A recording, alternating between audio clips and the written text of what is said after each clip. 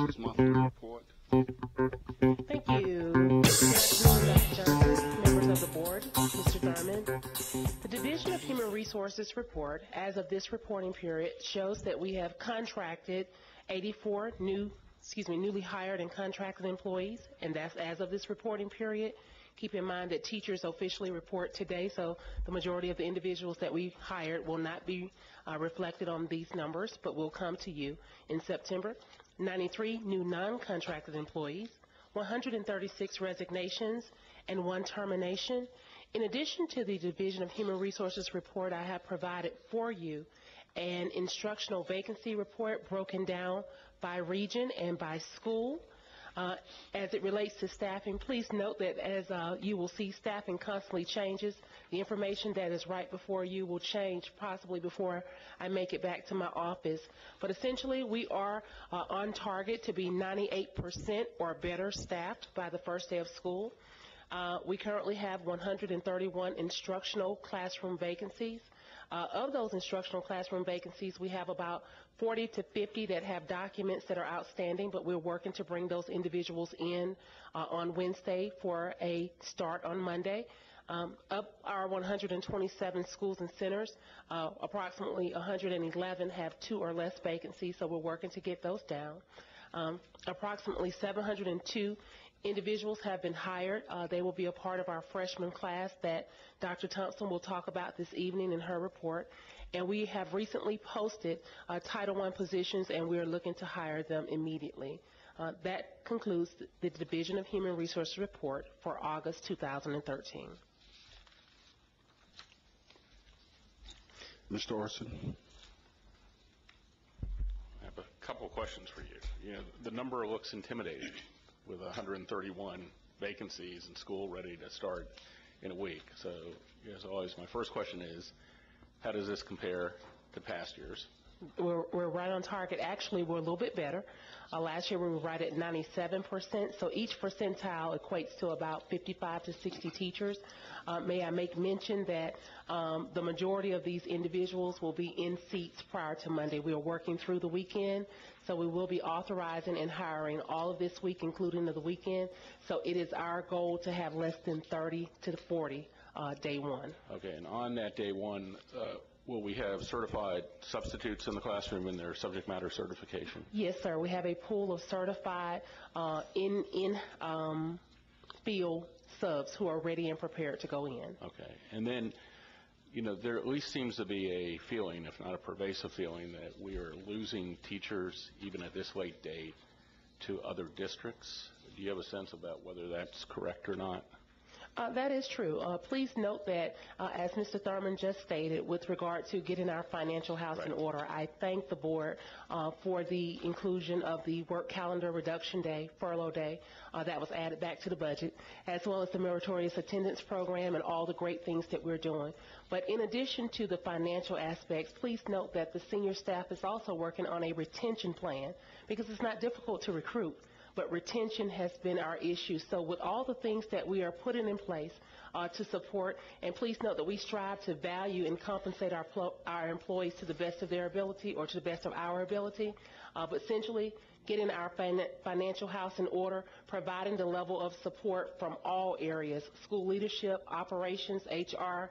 It is our goal to retain as many employees as possible. So yes, sir, it has been somewhat challenging, as we do have employees who have come in within the last 2 weeks and resigned. But we are working from our pool of applicants that we have to ensure that schools are staffed by day one.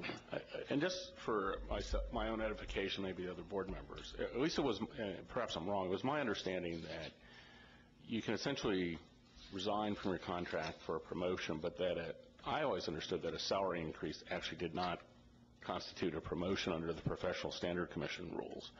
And so it sounds, and I completely empathize with people's individual lives, but it's a tricky situation because we can't leave classrooms empty. And if systems are hiring away teachers essentially in violation of the PSC rules, that concerns me, that there's either the rules aren't clear, there's not enforcement of the rules at the state level, you know, that simply lose, because if people can constantly leave for salary, then people are going to be constantly moving, and you bring instability not just to our system, but other systems. And can you just elaborate a little bit on sort of the stuff that's affecting us outside of our system and really what the rules are so we have a better understanding? Yes, sir. While we respect educators' individual requests to be released from their contracts to support their economic livelihoods, essentially the Professional Standards Commission does have a process in place that states that you are forbidden from being under contract with 2 districts at one time. When individuals request a release from contract, there are 4 provisions for which we will provide a clear release, ultimately married, moving, promotion, or illness. And if they fall within one of those 4 categories, we do provide a clear release. However, there are some individuals, for reasons unknown, that will elect to go anyway. We do have several districts that work with DeKalb to say, okay, well, if DeKalb does not release them, do you still hire them? And many will say no. But for the most part, individuals who have decided to move forward, we want those individuals who want to remain. So if they have indicated that they want to move forward and it is within, our auspices to provide additional teachers who want to be a part of DeKalb, then we'll allow those individuals to go. But yes, sir, it's certainly challenging when we have classrooms that are not filled, especially by teachers who signed a contract and now want to be released. But we are working with legal counsel as well as the Office of Legal Affairs to insert a clause for our contracts for next school year to ensure that we're on top of this. Well, and I do appreciate your ultimate emphasis and the superintendent's ultimate emphasis on creating a positive work environment. I mean, the best thing that we're going to have going for us is for conditions to improve as the superintendent and the staff are addressing to reduce the furlough days, to ultimately address the salary schedule and its the real consequences of what we've been paying, because I think in the long run that will draw people in and it will retain them. My last, and again, this is a bigger issue for today, again, and this comes out of just sort of my simple understanding that one of our challenges has been that we have tended to have an aggressive opening salary for teachers, that we get into more experienced teachers, a 7 to 10 year range, and we kind of come out of alignment with other districts, which means, it's sort of we train them and then we send them to somebody else, and so that part of the review, if that information, or at least my understanding is at least somewhat correct, might be to ensure that our salary schedule has a sort of a long-term plan for retention and not just sort of these short-term issues. Yes, sir. Actually, this weekend, while I was here working with Mr. Thurman, I had the opportunity to show him our salary schedule comparison against other districts and where we ranked. And our main goal, as he stated, is to get back to 0. And we call 0 the elimination of furlough days, and then from there go up. So, yes, sir, we are on top of that. Thank you. Mr. Mayfield? Yeah, I've got a couple of questions, I guess, as it relates to sort of unpacking the numbers. I've gotten a lot of inquiries from, I guess, external stakeholders about our ability to, I guess, maybe to add on to Mr. Orson's comments and questions, our ability to not only to attract but to retain quality teachers. And there's been a lot of concern about high performance and AP teachers in particular being groups that are anxious to find greener pastures, if you will. So is there a way for you to describe what our teacher profile looks like in terms of high performers versus mid performers versus low performers, and what the turnover rates are for those various groups? Well, they're all high performers. We want all high performers in the district. Is that the profile, though? I mean, I know we want them, but I mean, when you're speaking of gifted or AP certified, when you say high performers, what are you speaking of? I'm really talking about our rating system of assessing teachers' performance in terms of how well we think they are doing their jobs, if you will. Okay. I'm going to allow Dr. Howe to speak on that because that relates to the keys, and that's an area for which she supervises. Right, and I do have a retention question related to that, so after she answers. Well, I was just going to share that now, after the completion of this school year, we have, for the first time as part of Race to the Top, the teacher keys, leader keys. So we have that's the new state evaluation tool to assess teacher effectiveness. Mm-hmm. And so we have those results, which would be able to provide you with information relative to how they are performing against 10 specific standards. Okay. So right now we don't have a handle on that. So We do have that. oh, we do have that data. We can certainly share that. Oh, not today. But right. So going back to you, Dr. Ward-Smith, do we have specific retention plans for the various, particularly, I'm most concerned about the high-performing and the AP teachers, because obviously that a loss of those sort of affects our overall average in terms of student performance, one would presume at least. So do we have targeted retention plans for those groups as an example? As Dr. Howe stated, with the information that we have from the teacher keys, I was actually able to pull from the individuals who have termed from this particular school year the number of teachers by subject area. And typically in those subject areas of math, science, that's where we generally have the AP offerings. Our numbers are somewhat steady, but Dr. Howe and I will come back together after the conclusion of this meeting to ensure that we're on one accord. Okay. But essentially not just with AP classes. I know that we are working in support of the superintendent's 90-day plan as it relates to training more teachers to be able to deliver the AP services as well as gifted, so on and so forth. And she did have a few talking points from that, but we would prefer, to come back to you with a plan. Okay, Mr. Thurman, is it possible then? Last question: is it possible to have a session, maybe even in the next meeting, of basically a readout on the profile that we have of those groupings of teachers, what our turnover rates are for those groups, and what specific plans we have in particular to retain our high-performing and AP teachers? Excellent idea, Mr. Mayfield, and we will be happy to make that presentation. I've thought a lot about this over the last few weeks as we prepare to open school next Wednesday. And you, like I, have talked to scores, if not hundreds of employees, principals, teachers. I met last week with the custodians, and I met with the bus drivers and the supervisors and the cafeteria workers. And just in my experience as a labor commissioner, it's salary, but it's not just salary. When it's positive, what I hear people saying is that they have more hope, and the hope is contributed to by all of us. They see a school board focused.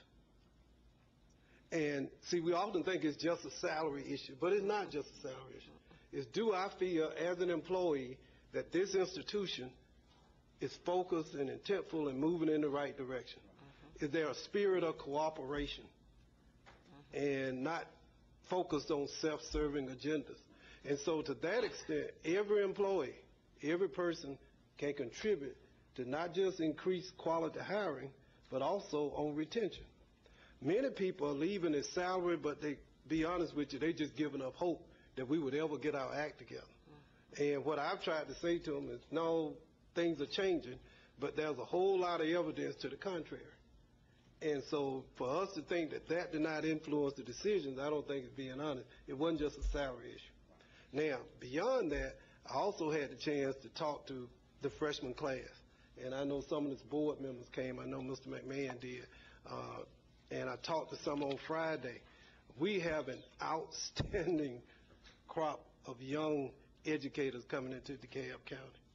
And I was just delighted to see the broad diversity and the qualifications of the people who are coming, as I said to them, to build or rebuild a model urban public school district. Because that's what we're in the business of now. We're rebuilding. And I think talking to you, and I've looked at what Dr. Ward-Smith showed me, you're exactly right in terms of what we're going to do going forward, what investments we're going to make to retain our highest performing teachers as well as other employees. And we have to be very purposeful. I would hope that that's a part of the strategic plan, Mr. Chairman, as we think about it, because it's going to be a 3 to 5 year process. Because we just won't, I don't think, have the resources to do it all in one budget cycle. But we need to have goals, as you suggest, so that we demonstrate that not only are we aware of the problem, but we're putting, we walking the walk and not just talking the talk. And I think that's going to result. And by the way, and I'll say this, we have, 6,500 roughly teachers? look, folks, 6,250 roughly stayed at their post.